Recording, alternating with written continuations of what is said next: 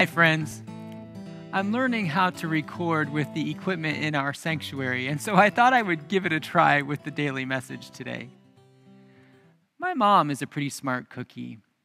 One of the things that she always tells her children and grandchildren is, God gave you a brain and God expects you to use it. I bet many of you have heard that same wisdom.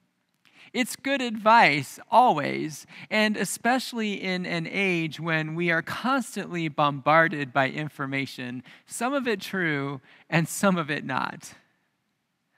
The gospel writers often refer to Jesus as teaching or speaking as one who has authority, not like the scribes and the Pharisees.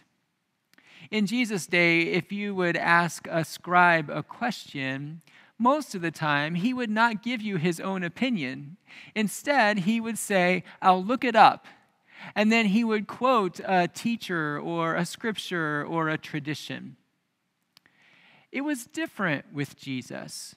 When you asked Jesus a question, he would sometimes quote scripture, but more often he would tell a story, or he would say what he thought. Oftentimes, the scripture says something like, Jesus said, you have heard it was the tradition, or you have heard that it was said of old, but I say to you. Now, the religious leaders were threatened by Jesus' free thinking. You know, it's a little dangerous when people start thinking for themselves, especially if you have a vested interest in maintaining or acquiring control or power. Of course, the primary point of these encounters between Jesus and the religious leaders was that Jesus' authority came from God, who is much bigger than any list of rules and regulations. A secondary point, I think, is that it's okay to think for yourself. Jesus encourages us to use the brain that God gave us.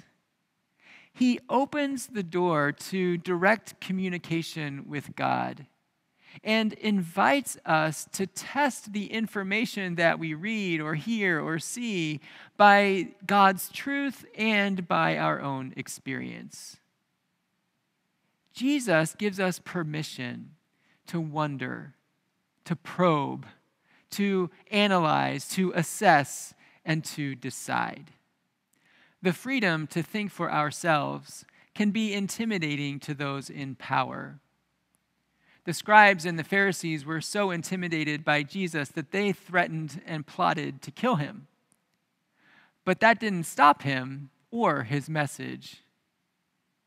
Don't let manipulation or fear or intimidation stop you from using the brain that God gave you.